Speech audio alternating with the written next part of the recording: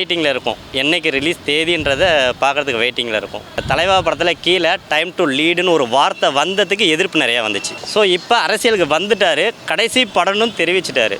So அதனால் சுற்றி எல்லா சைடில் இருந்தும் எதிர்ப்புகள் நிறையா வரதான் செய்யுது. விஜயெல்லாம் பயமுறுத்த முடியாது ப்ரோ. அவர் சிம்பிளாக ஒரே வார்த்தை, ஒரு சின்ன குட்டி கதை சொல்லும் போது சொல்லியிருப்பாரு தெரியுங்களா, உசுப்பே தடத்தில் உம்முனும் கடுப்பே தடத்தில் கம்முன்னு இருந்தால் வாழ்க்கை ஜம்முன்னு போகும். ஏன் இப்போ அவர் நினச்சிருந்தா இப்போ மற்றவங்க கத்தி கத்தி பேசுகிற மாதிரி இதன் நேரம் கத்தி ஒரு அறிக்கை விட்டுருந்தாருன்னா இன்றைக்கி இந்த இடம் எப்படி இருந்திருக்கும்? அமைதியாக இருக்கிறதுக்கு நிறைய காரணங்கள் இருக்குது. அதாவது முன்னாடி வெறும் சினிமா மட்டும் இருந்தார், இப்போ அரசியல் வாழ்க்கைக்குள்ளே வந்துட்டார். பொது வாழ்க்கைக்குள்ளே வரும்போது ஒரு விஷயத்தையும் தெளிவாக யோசித்து பண்ணணும்.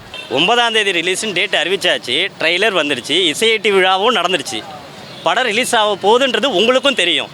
ஆனால் கடைசி கட்டத்தில் அதுக்குண்டான ஒரு இடையூறுகள் வருன்றது உங்களுக்கே தெரியுதா இல்லையா? அவருடைய படத்துக்கே இன்றைக்கி தடைன்னு வரும்போது நடிகர் சங்கங்கள் எதுக்கு இருக்குன்னு எனக்கு ஒன்றும் புரியலை. நடிகர் சங்கமாக இருக்கட்டும், தயாரிப்பாளர் சங்கமாக இருக்கட்டும், ஆதரவு கொடுத்து பேசியிருக்கலாமே. தனிப்பட்ட முறையில் தான் பேசியிருக்காங்க. அதே ஒரு சங்கமாக இருந்து பேசினா அது வேறு கருத்து. நாசர் அதே வெளியீட்டு விழாவில் பேசும்போது அவ்வளோ இதாக பேசினார். இன்றைக்கி படத்தை தடுத்து நிறுத்தினாங்க, வாய் திறக்கல.